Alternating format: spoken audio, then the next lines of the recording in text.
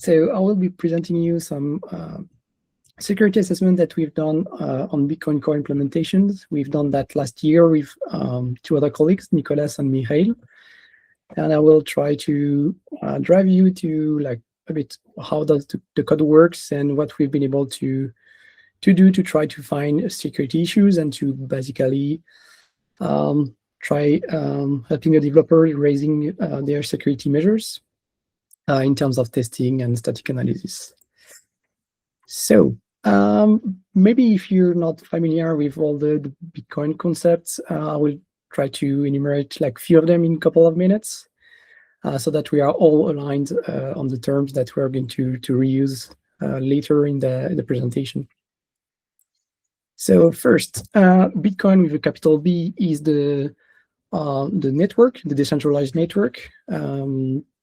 And Bitcoin with a small b is basically the asset that is being transferred on that network.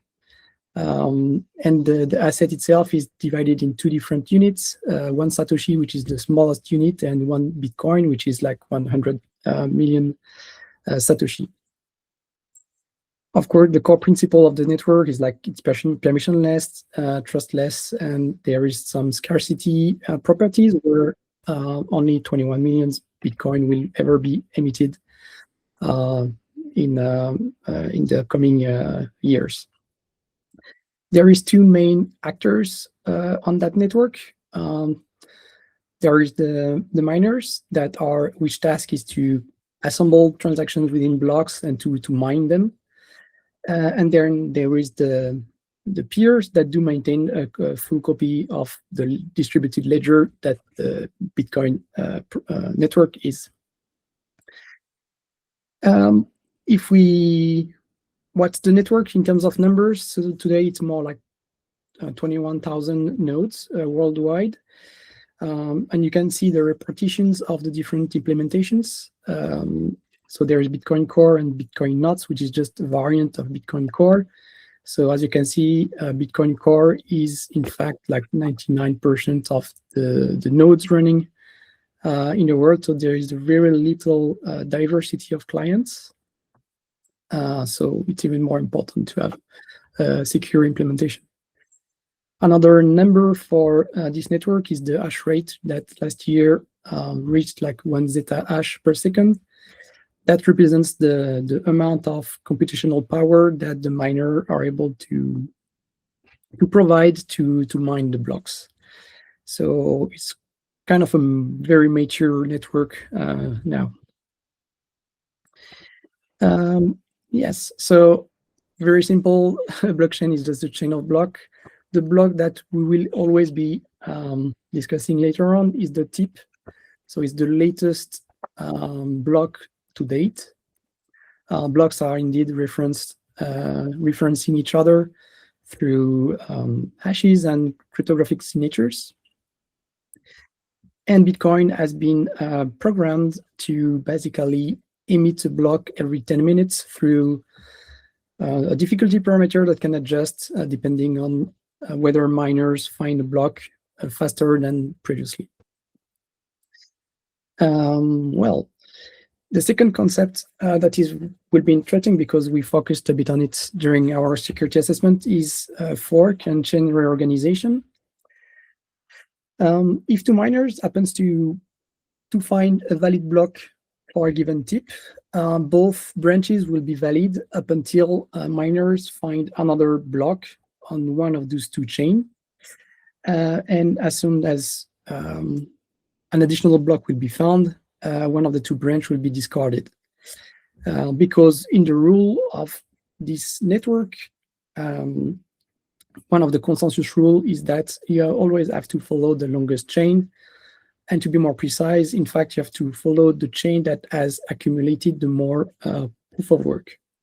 And there's no finality in Bitcoin. So in theory, if someone comes up with a chain of blocks that attach further down the chain and that are valid, you can basically make the chain to switch to that branch. Hopefully today, that would be computationally very, very difficult for anyone to remind a specific sequence of blocks. So yes, that's a thing, concept of Bitcoin implementation. Another aspect of Bitcoin is that they use a model which is called the UTXO, which means unspent transaction output. So what a UTXO is, it's just basically an amount of Bitcoin and some conditions to be able to spend them. So if you present the conditions that satisfies this spending condition, then you can spend that UTXO. A UTXO can only be used once, but so spending on UTXO might create some others. The only UTXOs that are created ex nihilo are the ones that are created by the Coinbase transactions, which are the transactions that are added by the miners, and that's basically creates the coins through the predetermined rules of monetary inflation.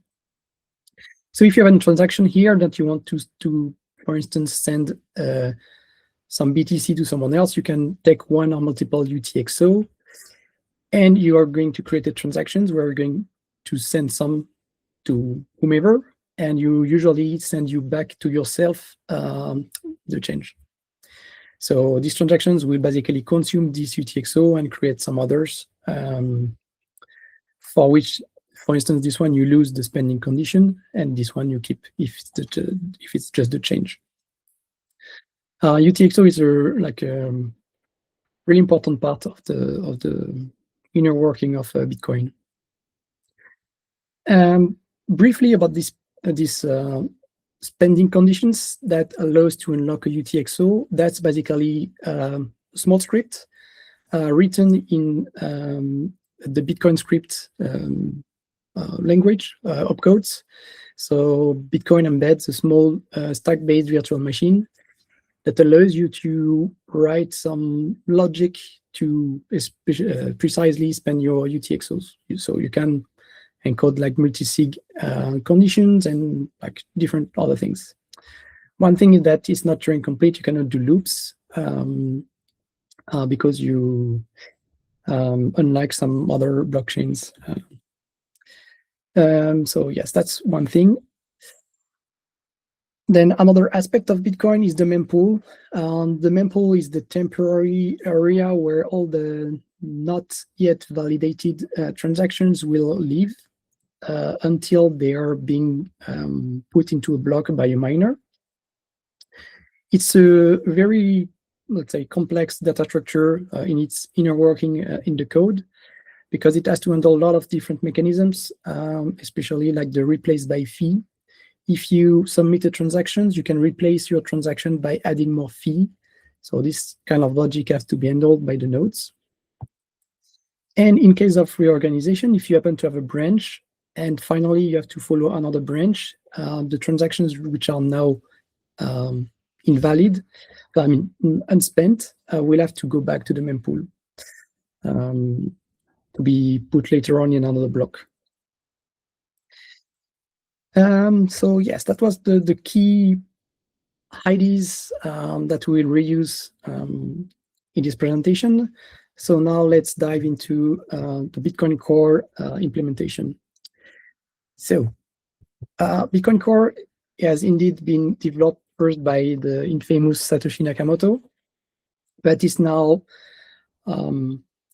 heavily maintained and actively maintained. Some people tend to think that the code is not evolving a lot, but it's completely wrong. Actually, there's a lot of features that are being added like all the time. Not necessarily like features that change the consensus rules, but like code refactoring and improving a lot of different aspects. The Bitcoin Core includes, like, of course, a full node mining feature, a wallet to submit transactions, and so on. They have some dependencies, UniValue, SecP256K1, LevelDB, but they are basically all internalized. So the whole source code of this dependency is embedded within the Bitcoin Core code to avoid like supply related issues that you can think of. It's mostly C and C++ code, so like a lot of code. The code base now is like more than 15 years old, so it's kind of mature. And there's also lots of different Python files for testing. Yes, especially for testing. This is just an overview of the components. So in red, you have the binaries. So you have the client to submit transaction, Bitcoin which is the main node code. And then you have the Bitcoin Qt, Bitcoin wallets that are the wallet side for users. And then inside you have the kernel, which is like the main, the core of the engine with the consensus and the command modules. And in green here, you have the different third-party dependencies that are being used by some of these binaries and components. So it's quite large, and not all of these are interesting from a security perspective. And this is what we are going to discuss. And basically, the component that is the most interesting for us is the P2P interface. This is the main communication interface between nodes. This is where they are going to exchange transactions to be added to the mempool, blocks, all the data basically, and the new peers to connect to. So that's the main attack vector. In our case, there were two different, let's say, versions. A plain text, Bitcoin used to be a plain text protocol, but now they added in the past years end-to-end encryption. And they have a lot of different measures to prevent any kind of denial of service attacks, where, for instance, if a node is behaving bad by submitting invalid data, they will be basically disconnected and banned. So the main risk for decentralized network is any kind of denial of service attacks, or more specific attacks like the Eclipse attacks, where you might be disconnected from the rest of the network and you might be kind of isolated. So yes, there's a lot of different attack scenarios that developer hardly think about. I mean, they think about it a lot. P2P messages that can be exchanged. So you have the handshake. Nodes are negotiating parameters to be able to interact with each other. There is some messages to discover new peers, because when you launch your node, you're going to bootstrap your connections with few other nodes, and then you will expand your mesh of connected nodes by discovering and receiving addresses from other nodes. And then you have all the types of messages that will exchange basically data like transactions, block, and so on. There's a lot of other messages, especially for the SPV clients. The SPV clients are the clients, the light clients, where you don't have the full copy of the blockchain, but we will put that aside for the purpose of this presentation. All right, so let's discuss a bit more about what we've done for that security assessment. But before that, just let's have a very brief overview of the past vulnerabilities that were found on Bitcoin. There is some, actually. In the last few years, none of them had like a huge impact, but still, they have to be fixed.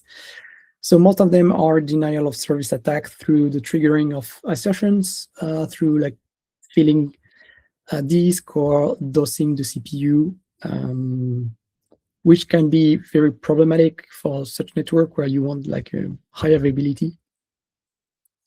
So yes, there were some issues that were found by the developers and some persons in the development teams that are dedicated to security. So what we focused on during this assessment, so of course all the standard issues that you can find in such languages like C++. We also looked at more logic-related bugs on the consensus, or any kind of bugs that could trigger denial of service through triggering some assertions or things like that. And in terms of capability from an attacker perspective, you really have different levels. The most simple one is indeed if you just by interacting with a node, if you can trigger something that's really problematic. If you can trigger something by submitting a valid block, then maybe you can trigger interesting behavior, but that's already more difficult because you have to mine a real block. And that's even more difficult if your scenario, if in your scenario you have to submit multiple valid blocks, which is in practice nowadays, I would say almost impossible. So for the purpose of our security assessment and based on discussions with the developers of Bitcoin, we focused on the components that are reachable through the P2P interface. And actually, there is a lot of components that could be reached through the P2P interface still.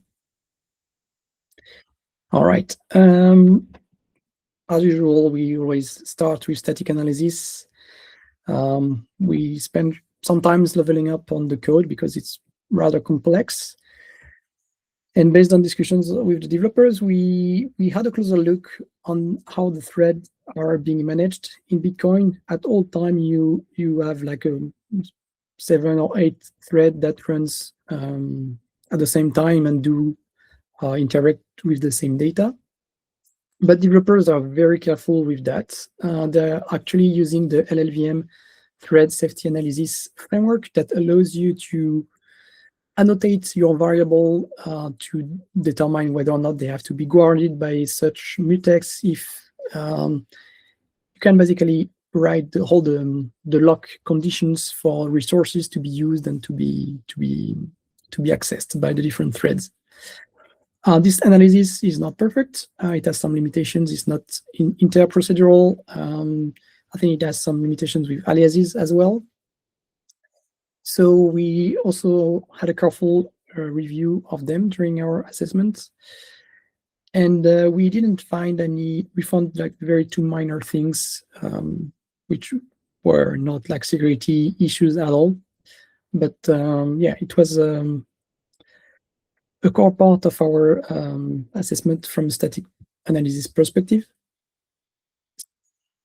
And another aspect that we also looked a bit more carefully was the different assertions that are embedded into the code. They are very careful in adding a lot of assertions to make sure that at no moment some data or code is in improper state. So they carefully add a lot of, let's not say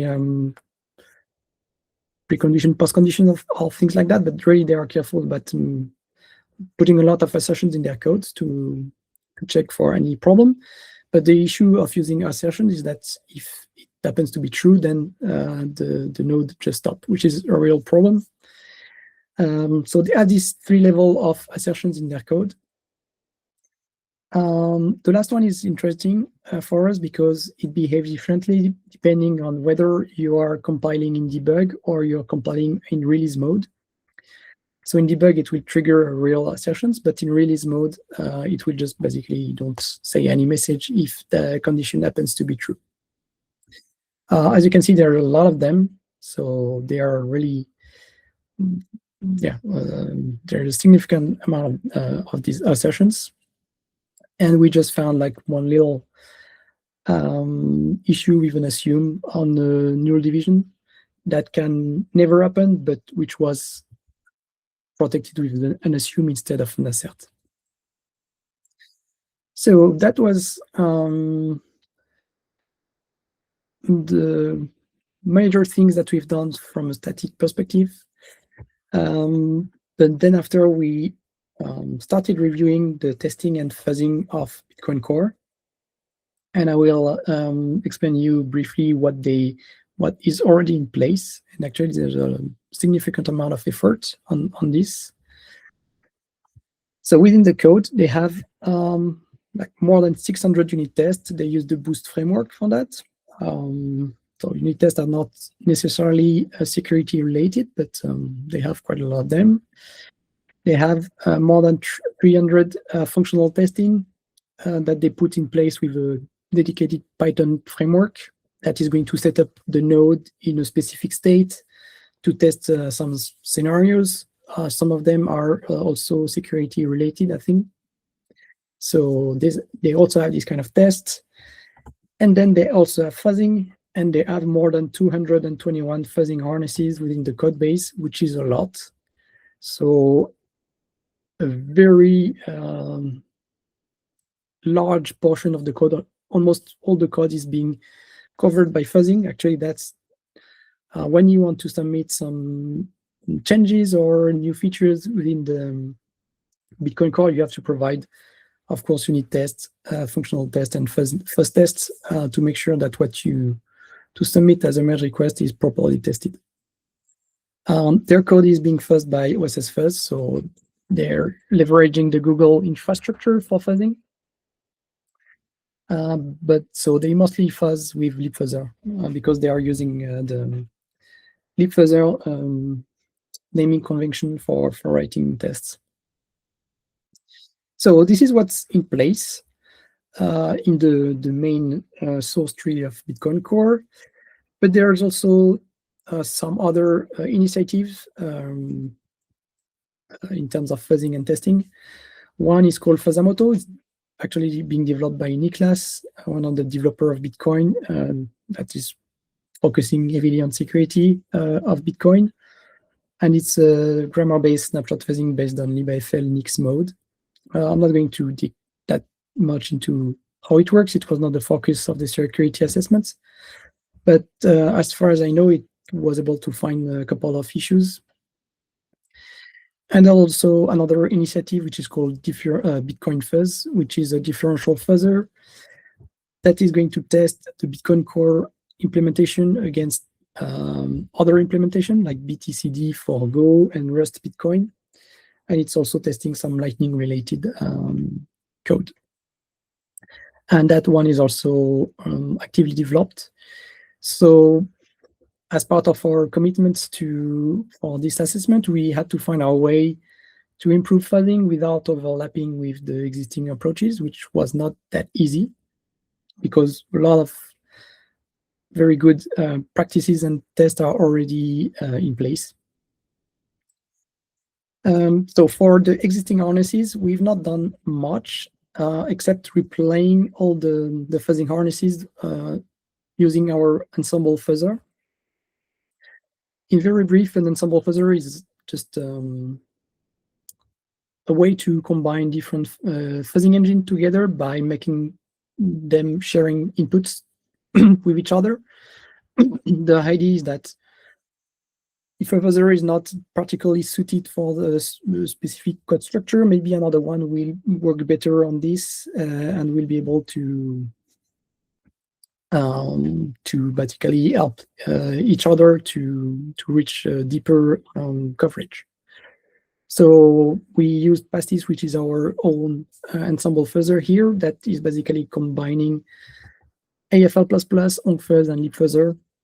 And for AFL++, we have some additional modes, like we can use the compare log mode that allows breaking comparisons more efficiently than without it. One limitation that you can have when you do ensemble fuzzing is that fuzzer tends to spam with inputs the other engines, which is not desirable. So we also used another feature in our engine, which is for every input generated, we compute the coverage with LLVM coverage. So we know for sure if inputs do cover a new edge, a new line, a new instance. And if it does, and only if it does, we share that input with the other engines. So that we limit a bit this spamming effect of fuzzers sharing purposeless inputs.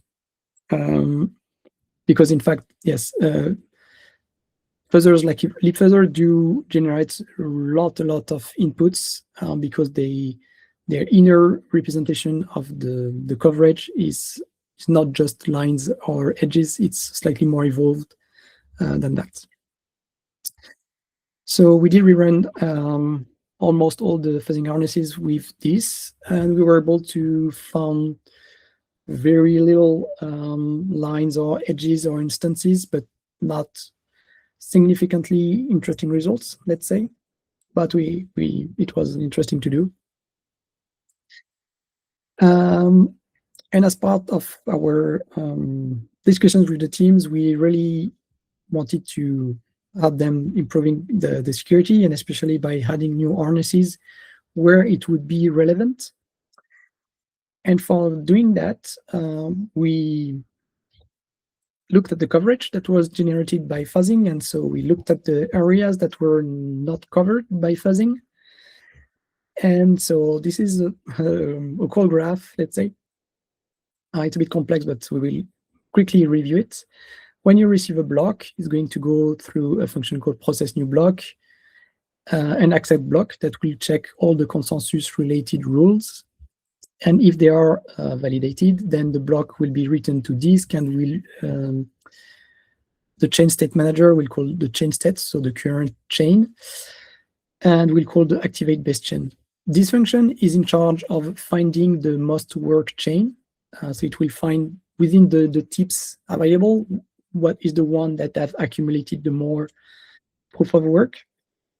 And it will add this new tip at the top of the current tip if it's valid. And for doing that, it's going to call activate base chain step, which is just going to connect to the current tip if the new block is referring to the current one. And actually, if the current, the new most work chain attached lower down the blockchain, the activate base chain step will have to disconnect the tip up until the branching point. And for that, is going to apply transaction in undo so that you can update the UTXO set that I talked previously.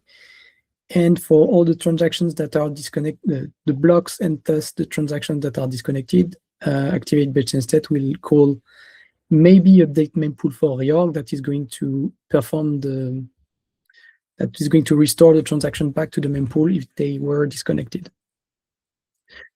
And as you can see here in orange and red, so orange were the functions which were partially covered by fuzzing, and the red was the one that were not covered at all by fuzzing. Maybe they are through integration tests, but they were not by fuzzing. So, and because this code is being exercised when there is a chain reorganization, so that happens very rarely, let's say. But if it does, you want to make sure that there is no problem, so it's still relevant to be able to fuzz them. So this is exactly what we've done. So we wrote 3 different harnesses. The first one was connect block. So actually, it was this function that we harnessed. There were no harness at that time, but it was a very interesting function to fuzz and to write a harness on, because this is the function that will receive the new block to add. And so it's going to perform all the consensus checks, is going to check all the transactions, execute the scripts that it contained within these transactions to unlock the UTXOs, and it's going to perform all the side effects on the node. But the interesting for that function is that it's essentially stateless. The function returns a Boolean on whether or not the block is completely valid with regard to the consensus rules. So from a fuzzing perspective, that's very interesting, because you don't have to restore some states in between 2 iterations of fuzzing. And that exercised a lot of code. So we wrote, our first harness was on this function. And then we moved upward in the call chain. So we then wrote a harness on activate base chain step. That is going to take the new must work block to be connected. And this function can, in fact, trigger the reorganization if needed. It becomes more complex here because these functions perform some side effects on the node state. So you have to roll back these effects in between two fuzzing iterations. Otherwise, you might have some reproducibility problem. And last, we did a fuzzing harness on activate best chain, which, if you remember before here, was the function in charge of selecting the new chain to be followed with the function find most work chain. And this one produce even more side effects. So in terms of fuzzing, they are rather not efficient, but still they do cover code that is relevant to be tested through fuzzing. And to help ourselves in that, we also wrote a kind of virtual file system where all the files, the blocks are being written to disk because they cannot fit in memory. The whole mempool and the UTXO set has to be in memory, so the blocks are not kept in the memory. So they're written to files, and we wrote a small virtual file system as part of our harnesses to make sure that we don't have to write for real on disk to save some syscalls time for fuzzing, because when you fuzz, you want to get your harness to be the most efficient as possible. The results were quite good. We actually were able to trigger like a reorganization through fuzzing. And so we were able to cover all these functions that you have shown you in red previously. So we were able to cover remove for, in the mempool, remove for reorg, apply TX in undo, disconnect tip, and maybe update mempool for reorg. That is going to push back the transactions back to the mempool if the block is disconnected. So yes, we improved the functions coverage, instances, regions, and so on. So that's what was great. We didn't find any crashes or assertion triggering, which is unfortunate, but still we were able to improve the coverage of fuzzing with these harnesses. All right. So we did additional things in terms of fuzzing. The first one was trying to address, it's not really limitations, but something that appeared to us as complex. So almost all the harnesses, the fuzzing harnesses today are using the fuzz data provider. It's just a header interface that allows you to consume integer bytes within the inputs. So that implicitly gives some structures to the inputs that you feed to your harness. But for some of the harnesses, like process messages here, the input contains multiple P2P messages that might be interdependent with each other. So it could be very hard for a fuzzer to infer the links between some specific offsets of the inputs.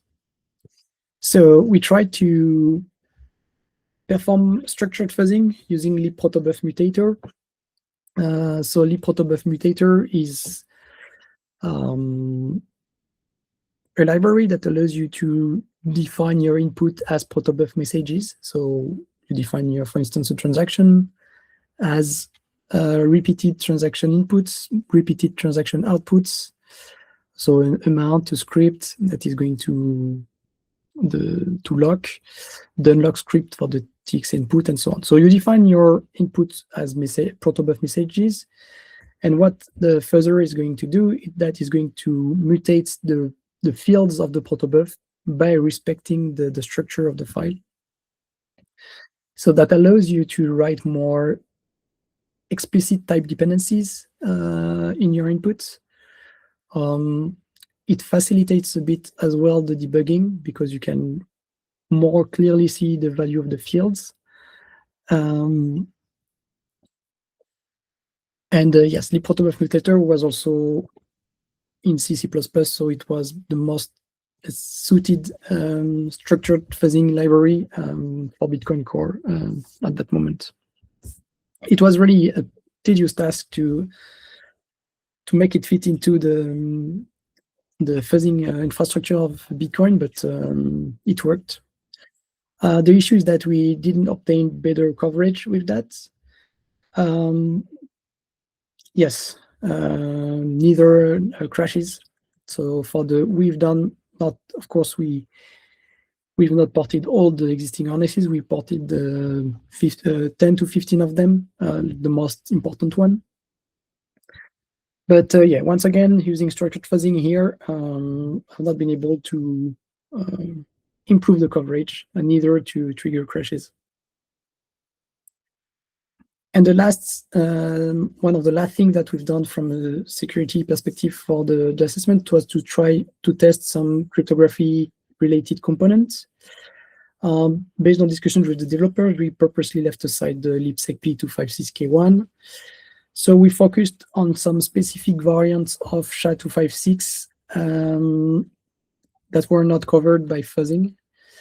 For instance, the x86 Shani extensions were not covered, and the ARM64 neither, because basically on OSS Fuzz they compile it for x86 and not for ARM.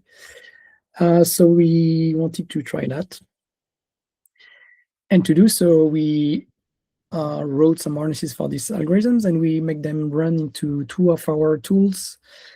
One is CryptoCondor that is going to run your the standard test vector of the NIST and so on your implementation to identify whether or not there is like discrepancies with the standard vectors.